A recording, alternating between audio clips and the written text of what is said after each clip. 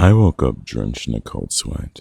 Moonlight was flooding in through the blinds, and a distant rumble was foreshadowing rain. The bedsheets stuck to my skin as I felt under the covers for my phone. The sudden bright light made me flinch. It was only 4:34 a.m., only 10 minutes later than the previous night. I sunk back into my pillow, exasperated. I've been having the same dream for a better half of a week. Well, more of a nightmare, really. It always started out quite pleasant. I'd be sitting at a diner, enjoying a filet mignon and a glass of red wine, when the little gold bell above the door would ring, and a man would step inside. He'd walk up to the bar and whisper to the waitress. Then, they both would turn to look at me. Suddenly, my food would taste bitter, and I would look only down to see a vermin defiling my plate. At first, I thought the universe might be trying to tell me something. I would look up my dream interpretations online, hoping to shed some light on my subconscious, but the only explanation I have ever found was adamant about the presence of a toxic relationship. I couldn't take it seriously after that. Jimmy and I have been over for nearly 3 years now, and I have been the one to call it quits after he surprised me with a shared barrier plot for Valentine's Day. Till this day, I still wince at the memory. Certainly, I had better things to do than to reminisce, and I knew sleep wouldn't find me again. So I threw on my nightrobe and trudged down the stairs and searched for breakfast. It was only 8 o'clock in the morning, but the office was already bustling with energy. As soon as I stepped out from the elevator, William rushed over to share the latest statistical reports. I furrowed my brow. Can't these wait? He clicked his tongue impatiently. I'm afraid not. Pete wants them by noon. He shoved a folder at me and disappeared into one of the adjoining rooms. I wrung my hands out of frustration. I was supposed to be doing interviews today, and I haven't even had so much of a whiff of my morning coffee. Amelia was already waiting for me as I stormed into the room. Right now, you have missed 2 calls. A meeting with Harvey E. after lunch and 3 applicants starting at 9 o'clock. She sounded as though she'd been rehearsing for it for at least half an hour. Amelia was our most recent hire. She was fresh out of college and clearly had no idea what she was doing. Right. I slapped the reports onto the table. I am dying for a coffee. Would you be so kind? I didn't even have to finish my sentence. Amelia was already out the door. I heard the click-clack of her heels down the corridor. She had returned shortly after I sat down at my desk. The first interviewee is here, she announced in her high-pitched tone. I glanced at my watch. It was only 20 past 8. The interview was scheduled for 9 o'clock, I pointed out, matter-of-factly. Amelia blushed and tugged at the hem of her skirt. They're very eager to meet you. Her tone was almost apologetic. I sighed and waved my hand dismissively. All right then, call them in. I shifted some papers around on my desk impatiently as Amelia strutted down the corridor again. Within 20 seconds, there was a light knock on my door. Come on in, I called. I was expecting a fidgety, highly sprung individual, but he was tall and lean, with dark brown hair neatly gelled into place. He looked about 35. I stood to greet him and gestured to the empty chair facing me. Take a seat, please.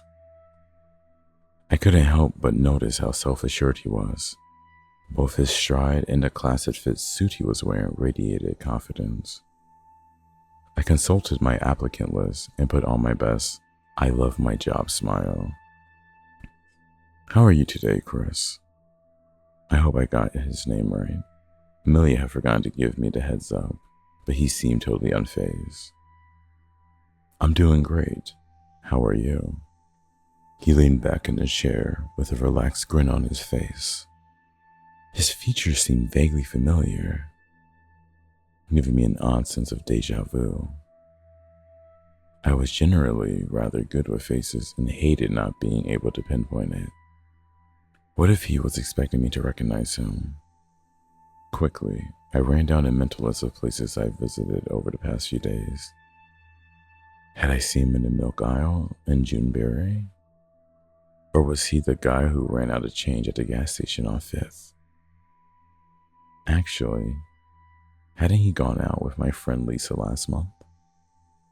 Have I messed up already? He was eyeing me quizzically, a smirk lining his features. I caught a glimpse of myself in my laptop screen. My brow was forward, and my lips pursed. Come to think of it, I probably looked quite angry. No, not at all. I chuckled awkwardly and clicked my tongue. Let me introduce myself, Chris. My name is Madeline, and I'm responsible for our HR department. As you are undoubtedly aware, we are currently looking for someone with previous experience in the field to fill the customer representative position. I looked at him expectantly. Very well, he grinned, a dimple forming on his cheek. I believe I am qualified for the job. Well, your resume certainly looks impressive. I tapped the printout with my fingernail. It says here you graduated with honors. He cut me off, nodding amicably. He looked so at ease, it was almost challenging for me to maintain my professional composure. And it says here, I looked at him, you spent 10 years working for a communication company. Can you tell me a bit about your position there? I was their customer service representative. Mostly dealt with returns and snappy clients. He chuckled to himself. There is a letter of recommendation on the second page. I couldn't help smiling. Okay, Chris. So what sets you apart from the other applicants? Why should we hire you? I observed him curiously. It was a trick question, but he took no time to think. I am very thorough with my work. I commit until the end and hold myself to a very high standard. He paused thoughtfully. I'm also a brilliant magician. Collect vinyl records and grill a mean steak. I froze at the last puzzle piece fell into place. Steak. That was where I remember him from. The man who has been haunting my dreams every night for the past week was sitting in front of me with a grin on his face and asking for a job. A mix of anticipation and apprehension washed over me as questions flooded my mind. Was I psychic? Should I be worried? Should this affect my decision? Is everything all right? He looked bemused. It's nothing. I was aware I was stumbling over my words. Thank you for coming in today, Chris. You can come sign the paperwork tomorrow morning. I'll make sure Amelia gets it ready for you. His face lit up. I got the job? I stood up and held my hand out for him. Welcome aboard. He happily obliged, shaking my hand and gathering his belongings, getting ready to leave. But he must have changed his mind on the way, because he suddenly turned to face me and an odd look in his eyes. Did you have a question, Chris? He winced slightly at my impatient tone. I did, actually. He paused for effect. A restaurant had just opened up on Valwood Avenue, and I was wondering if you would like to have dinner this evening. I was so taken aback. I felt my cheeks flame red. That's very thoughtful of you, Chris, but I'm afraid I'll have to decline.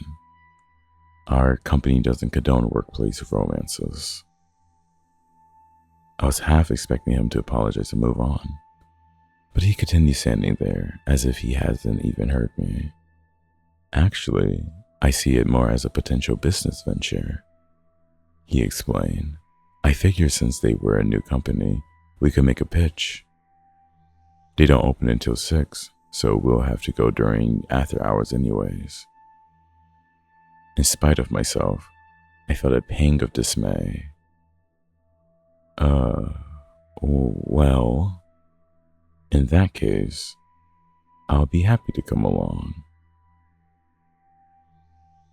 We sat across from one another in a dimly lit bistro. The place was bustling with life.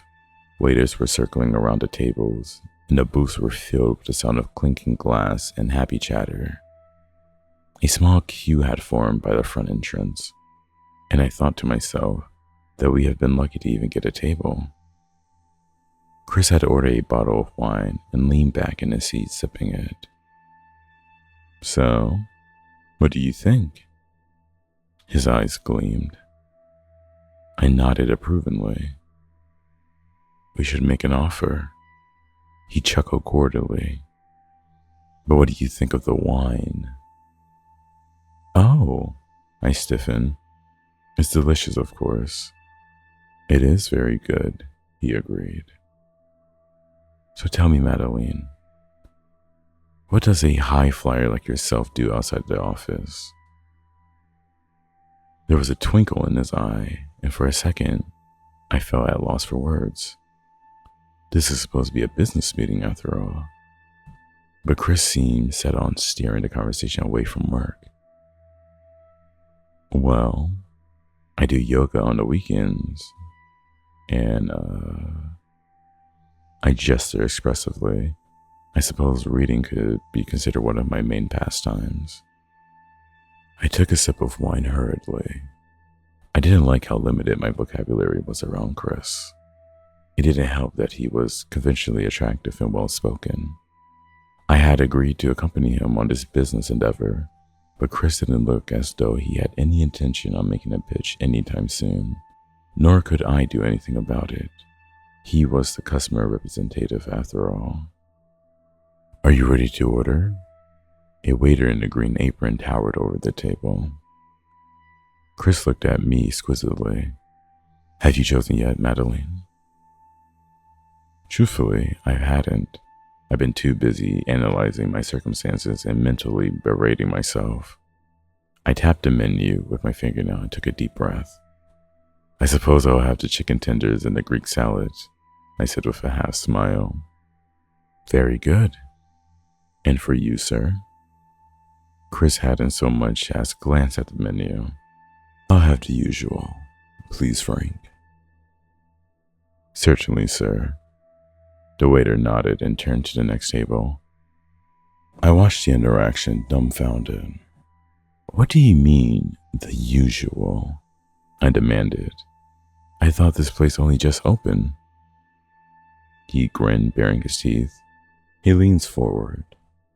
Tonight is the opening night, and I own it. My jaw dropped. You own it? But then, why did you apply for the position? He sighed and looked down at the table, clearly at ease. I am the owner, Madeline, not an employee. His tone was reprimanding. It's still early days, and this place costs a small fortune to open. Of course, that makes sense. I stared at my drink, my cheeks prickling. I'll get us another bottle. He stood up and walked over to the bar. With each sip of wine, I can feel the professional setting fading away into oblivion. He told me about his childhood summers spent in his aunt's ranch, and I told him about my ex-boyfriend Jimmy and how his proclamation of undying love had literally killed our relationship. We were just about to get started on our dinner when Chris looked at me quizzically. Do you have any allergies? There was an edge of seriousness to his voice, but it took me a moment to realize he wasn't joking. What? Not that I know of, I stuttered. His expression was grave. My late wife had severe reaction to certain... He hesitated, searching for a suitable word. Irritants. Oh, was all I could manage. I'm so sorry. The conversation dwindled into a silence. I didn't know you were married, I said after a short pause. I realized this wasn't the wisest thing to say, given the circumstances. After all, why wouldn't he be married? For a couple of years, he specified. She passed away last month. I found it exceedingly difficult to deal with. I couldn't believe how quickly the conversation had shifted. I stared down at my half-empty glass, wondering what I could possibly say to make things better.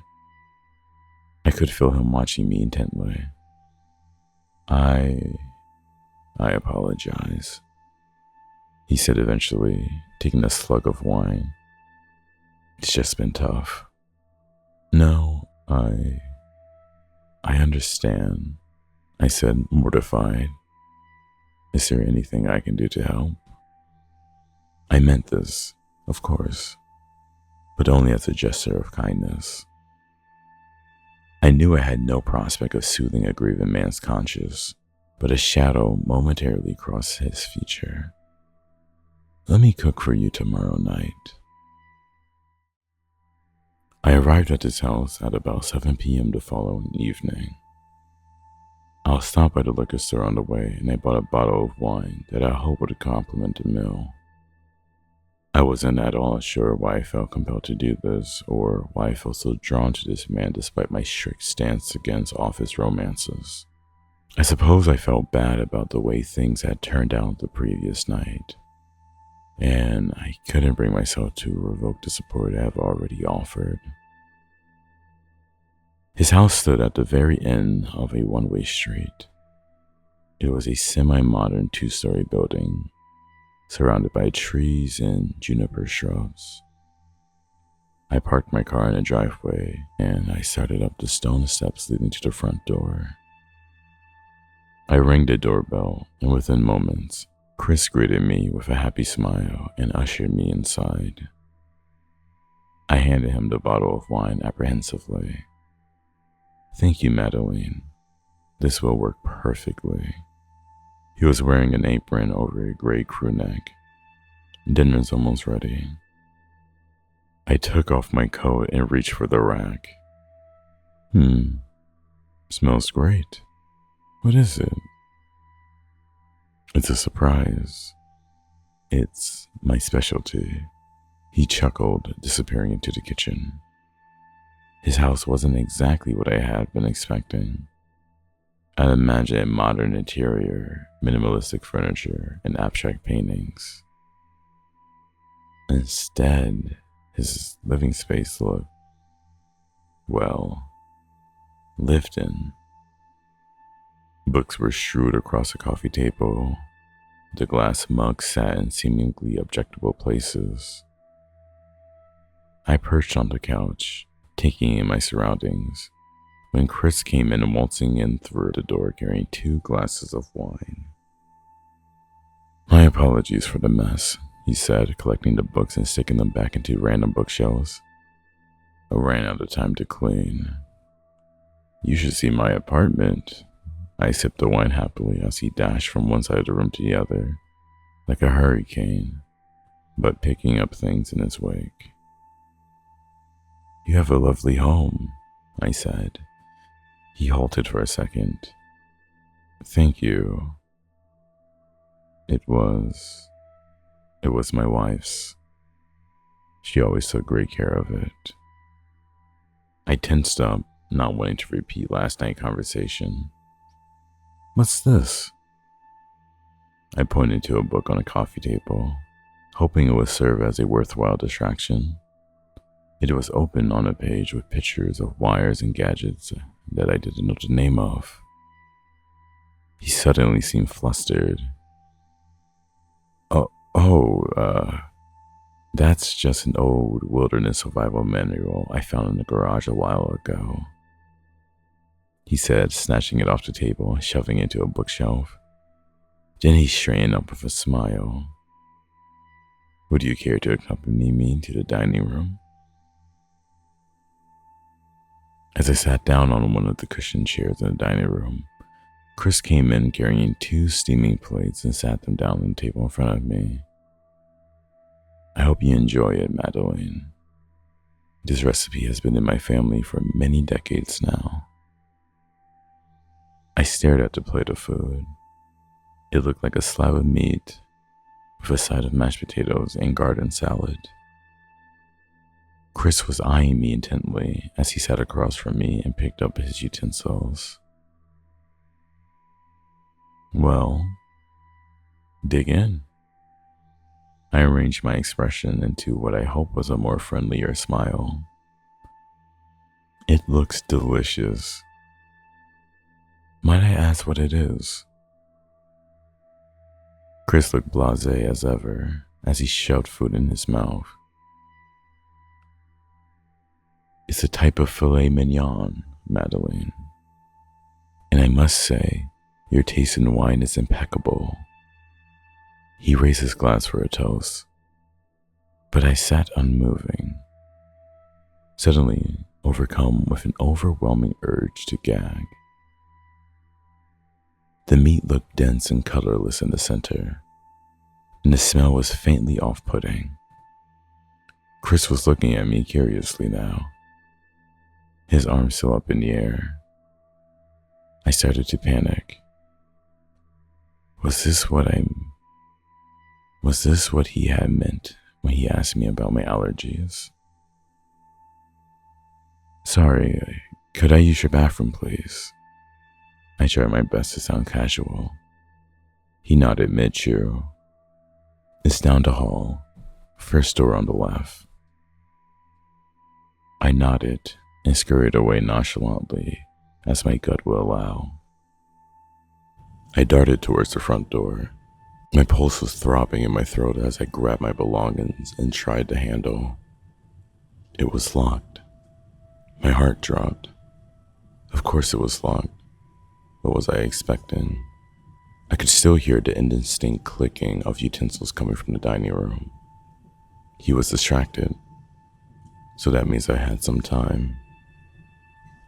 I stalked down the corridor and tried the first door on the left. It was the bathroom, but to my dismay, it had no windows. I shut the door as meticulously as I could and tried the next one down. It led to a flight of stairs leading to what I can only imagine was the basement. My heart leapt in my chest as I recalled parking my car in front of the garage door. I knew this was my way out. I shut the door behind me and felt for a light switch. I found it in the form of a string dangling above my head. As I climbed down the stairs, I started feeling sick again. A putrid smell of rot was radiating from the basement and instantly reminded me of the food that was still awaiting my return from the bathroom. The downstairs was cluttered with boxes, recycling bags, and general trinkets that haven't qualified for the upstairs. I made my way to the only available door, navigating the obstacle course as carefully as I could. I pushed it open, only to be hit with an overwhelming surge of rancid stench. I coughed and spluttered, covering my face with my hands as I gasped for air. I wish I had kept my eyes covered. An elongated steel platform stood in the middle of the room. A fluorescent lamp hung over it, enveloping everything in brilliant light. A woman lay flat on her back on a steel surface, her arms outstretched to the sides and hanging limply in the air. Her eyes were shut, and her body covered with white plastic sheets. A lineup of utensils was neatly arranged on a small tray beside her, and the smell rising from underneath the sheet blatantly gave away her condition. I see you have met my wife. I turned abruptly to see Chris standing in the doorway. His tone was icy cold and his eyes piercing. Couldn't find a bathroom now, could you? I gawked at him, blood draining from my face. He seemed to be staring straight through the depths of my soul. Didn't care for the steak. The corners of his mouth twitched.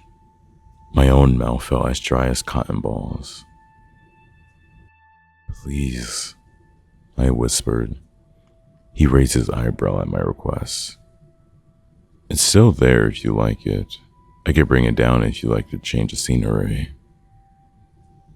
Let me go, I croaked. You're free to go at any time you like. He sounded sincere. Just not the way you came. My blood ran cold. Here I was in the garage of a man I've only met yesterday morning. A man I had agreed to hire. A man I had ultimately trusted. How had I ended up here, in this very situation, in a room with a corpse and a plate full of mystery meat I didn't even want to think about? I knew I was, in all likelihood, going to die. It was only a matter of when and how, because I no longer had the element of surprise. He knew I knew. I didn't have a choice. Tears streamed down my cheek as I lifted my chin and whispered, "May I finish my dinner?" I trudged up the basement stairs with him inches behind me. He was breathing down my neck, watching my every move. My entire life kept flashing before my eyes, making me sick to my stomach. But I knew there was no way he would allow me to use the bathroom again unsupervised. How could I have been so gullible? Because I have carelessly betrayed my own values and morals, I'll be forcefully subjected to a similar fate as the other woman I've seen downstairs. Perhaps it was the inescapable nature of my circumstances, or the sounds of his footsteps directly behind me that had awakened my instincts. As we approached the top step, I turned on my heel and shoved him as hard as I can as my frigid limbs would allow. There was a muffled thud as his back hit the concrete floor. Without hesitation, I slammed the basement door, shut and reached for the lock, but of course, there was no key. Frantically, I flew into the dining room, where I had left my phone on the table. My serving was still there, looking as gray as ever, but my phone was gone. He must have taken it when I went to use the bathroom earlier. I scoured the room for anything I could use. My utensils were still on the table, and I clutched them to my chest protectively. A few moments later, I heard footsteps on the stairs. His steps were in sync with my heartbeat. I hid behind the bathroom door, leaving a barely visible crack to see. The footsteps came to a halt, and the basement door swung open. Chris towered in the doorway with a mocking expression on his face. "Madeline!" He barked and limped into the living room, disappearing from my line of sight and causing my pulse to pick up in anticipation. Come out, wherever you are." He was making fun of me. It was all a game to him. I wondered how many other young women had hidden in this very same room, and how many of them have seen exactly how this game ends. I clutched the knife and fork closer to my chest. It was only a matter of time before he found me. My stomach lurched at the thought, but the house was dead silent, and the only thing I could hear was the sound of my own muffled breathing. It felt like minutes have ticked by without a single indication of movement. I prayed the bathroom door wouldn't creak as I pushed it open slowly. In that moment, I half expected him to pounce out and yell peekaboo, but he didn't. I tiptoed slowly up the stairs to the second floor and tried the first door on the landing. There was a bed in the center of the room and a wardrobe against the left wall. A sudden waft of a breeze caressed my flesh skin, and I noticed one of the windows was slightly ajar. I darted towards it in a daze and looked down at the dark street. It was about 20 feet from the ground, and the driveway was paved. Not a blade of grass in sight. I looked around desperately and noticed a rain pipe on the right side of the window pane. Madeline! He sounded irate now, and I knew the game was nearing its end. I jolted the window open and scrambled onto the windowsill. The ground looked so far away, it made my skin crawl. From down the hall, I heard Chris scream, "I'm coming up." I panicked. My fingers were trembling, and my sweaty palms wouldn't allow me to hold onto the pipe firmly enough. Loud, deliberate footsteps came from the stairs, making me shrivel up in fear. I was out of time and out of options. It was either this or the tools that I saw in the basement. The door was suddenly kicked open with a loud bang. Chris charged into the room, a snark smile on his face. His eyes widened when he saw my legs dangling from the edge. "What the?" he started, but I didn't wait to hear the rest. I shut my eyes and propelled myself from the second-story window. The wind swooshed through my hair and into my lungs. Then my legs hit the ground, and all I could see was darkness. I knelt there for a few seconds, mentally accounting for any damage. There was a dull pain in my right leg, but I brushed it off for a bruise. I looked up at the window I had jumped from.